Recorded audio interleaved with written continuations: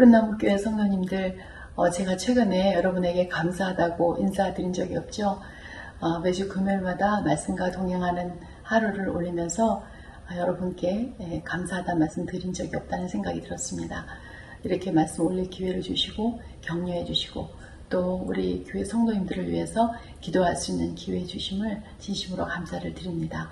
오늘 히브리서 4장으로 하나님의 말씀 묵상하도록 하겠습니다.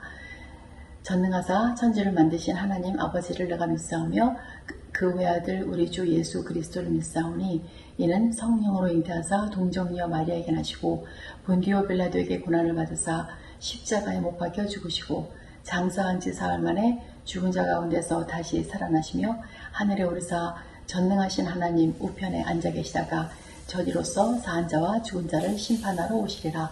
성령을 믿사오며 거룩한 공예와 성도와 서로 교통하는 것과 죄를 사하여 주시는 것과 몸이 다시 사는 것과 영원히 사는 것을 믿사옵나이다.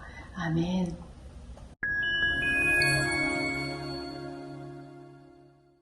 저는 여행 갈 때 특이한 버릇이 하나 있는데요.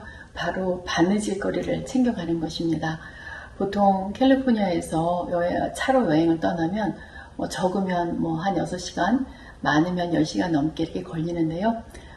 그때 저는 평소에 바빠서 밀어놓았던 그 바느질거리를 챙겨서 갑니다. 그래서 차에서 운전하고 갈 때 옆에서 단추도 달고 또 뜯어진 그 단도 이렇게 줄이고 이제 그런 일들을 하는데, 그럴 때마다 애들이 엄마는 이게 휴가를 가는 거냐고 뭣도 없다고 투덜대기도 합니다.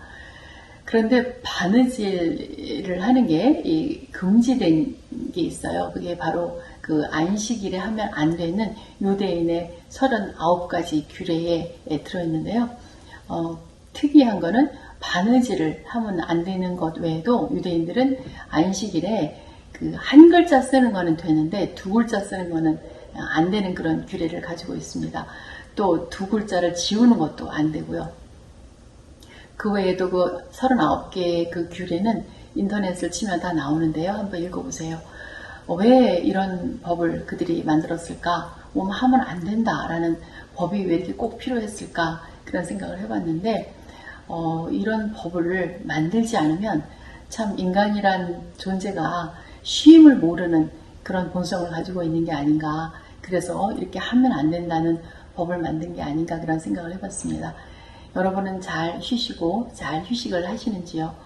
히브리서 4장에는 이 안식하다, 쉬다 라는 말이 11번이나 나옵니다. 그러니까 히브리서 4장의 주제는 안식을 주시는 예수 그리스도, 이것을 얘기하고 있는 거죠. 그 구약에 나오는 첫 안식 얘기가 있지요. 그 하나님이 제7일에 그의 모든 일을 쉬셨다라는 창세기 2장 2절의 말씀인데요. 하나님은 6일간에 하나님 보시기에 좋은 세상을 창조하셨고 7일째 안식을 창조하셨습니다.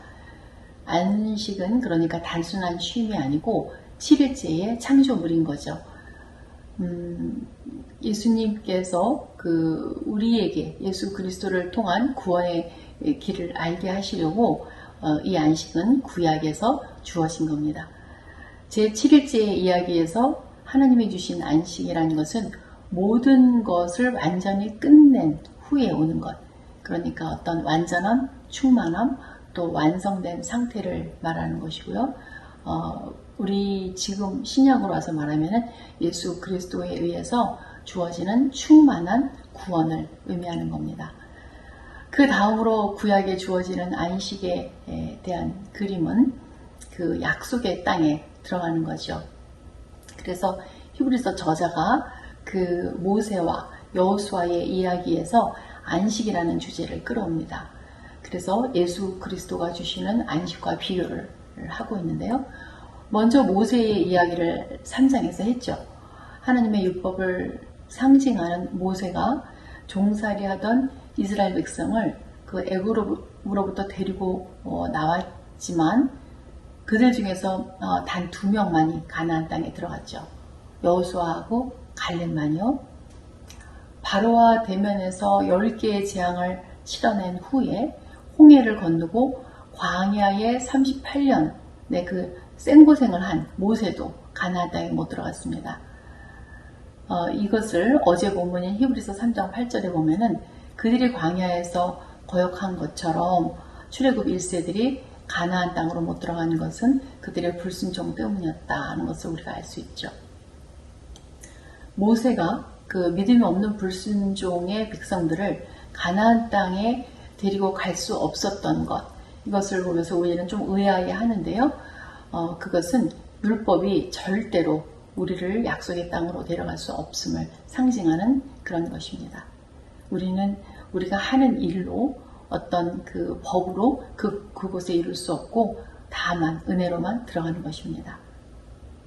그래서 히브리 저자가 오늘 4장에 와서 1절에서 이렇게 말하죠. 그러므로 하나님께서 주시는 안식에 들어가리라는 약속이 아직 남아있는 동안에 여러분 가운데서 거기에 미치지 못하는 사람이 아무도 없도록 두려운 마음으로 조심하라. 또 그 약속의 말씀을 믿음과 결부시키라. 이런 말씀을 합니다. 이어서 4장 8절에서는 그 모세의 후계자 여호수아가 백성들을 이끌고 약속의 땅으로 들어간 것을 언급하는데요. 8절입니다. 만일 여호수아가 그들에게 안식을 주었더라면 그 후에 다른 날을 말씀하지 아니하셨으리라. 9절 그런즉 안식할 때가 하나님의 백성에게 남아있도다. 여호수아의 히브리 이름은 예수아, 그러니까 예수와 이름이 똑같죠. 그러니까 여호수아는 구약의 예수의 그림자입니다. 여호수아는 그리스도께서 율법이 아니라 은혜로 그의 백성들을 약속의 땅으로 데려가는 것을 미리 보여준 그림자였습니다. 약속의 땅에 들어가는 것은 그 의미는 약속의 하나님 안으로 들어가는 것, 약속의 하나님을 만나는 것을 말하는 건데요. 약속의 하나님 안으로 들어가면 단지 그 땅으로 들어가서 그 땅만 얻는 게 아니라 하나님께서 거기 도착하면 내가 너희와 함께 하리라 라는 그런 약속을 하셨잖아요. 그래서 그 약속의 하나님을 믿고 순종하여서 그것에 들어가면 하나님께서 돌보시는 것, 다 책임져 주시는 것, 그것이 그의 안식에 들어간다라는 뜻입니다. 그러나 살아서 여호수아의 인도로 그 약속의 땅에 들어간 사람들도 그들의 안식이 오래가지는 못했죠. 그들이 그 땅에 들어가서 야 이제는 우리 이 땅에 들어왔어 라고 외쳤지만 그들은 곧바로 여리고성의 그 진면에서 전쟁을 해야 됐고 또 아이성에서는 또 패배를 했고요. 또 그 가나안 땅에 들어가서는 또 북부, 남부, 중부를 중심으로 계속 전쟁이 끝나지 않았었죠. 그러다가 이제 결국은 바벨론으로 쫓겨갔고요. 그들의 안식이 그리 길지 않았습니다. 그래서 이제 저자는 우리에게 그 안식이 아니라 그거와 비교할 수 없는 영원한 안식이 약속되어 있다라고 말합니다. 그 안식이 예수 그리스도 안에 있는 겁니다. 11절입니다. 그러므로 우리가 저 안식에 들어가기를 힘쓸지니 이는 누구든지 저 순종하지 아니하는 본에 빠지지 않게 하려 함이라.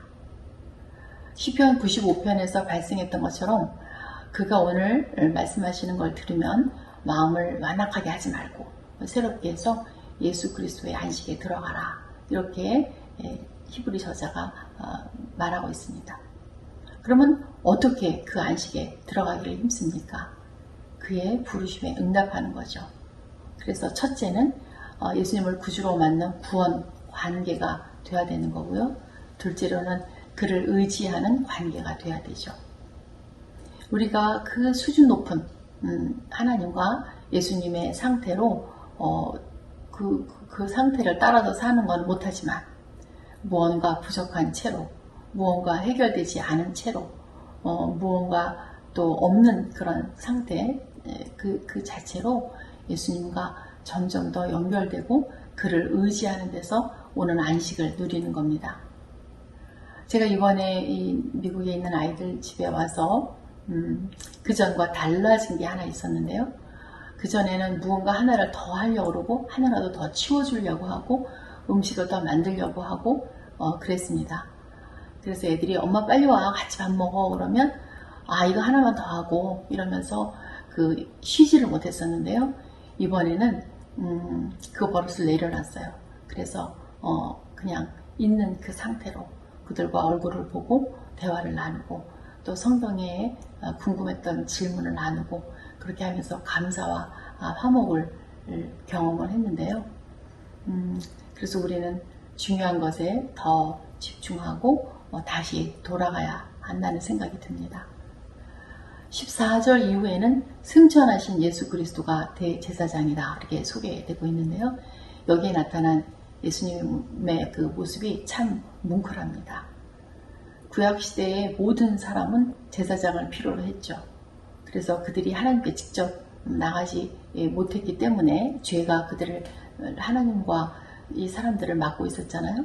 그래서 꼭 제사장이 죄사함을 대신 해결해 줘야 됐는데 그래서 이 사람들은 그 제물로 짐승을 데리고 제사장을 찾아갔고 제사장이 그 제물을 그 지성소 안으로 가지고 가서 그 피를 뿌리고 나서야 용서를 받았죠.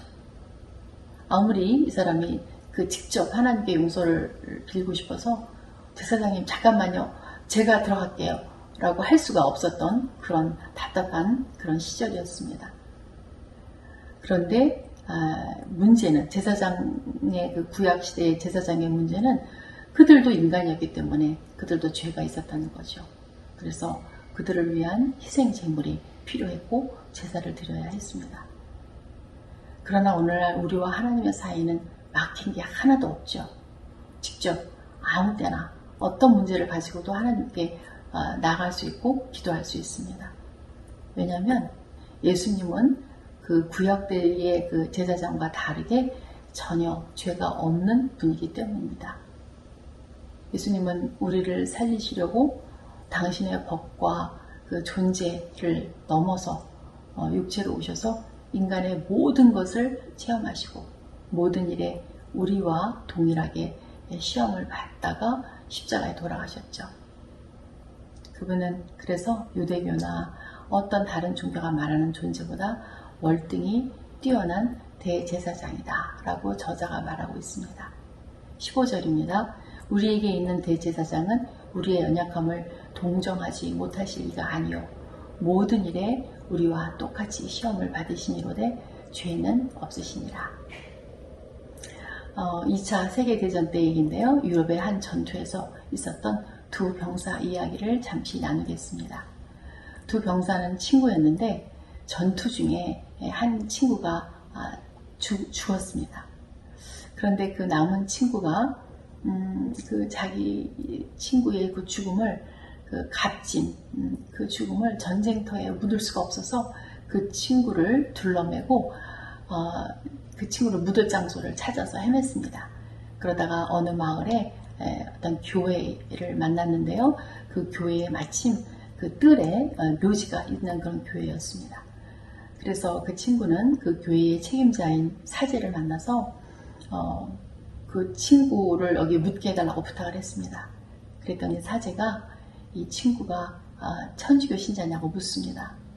그랬더니 친구가 아닙니다. 이 친구는 개신교 신자입니다.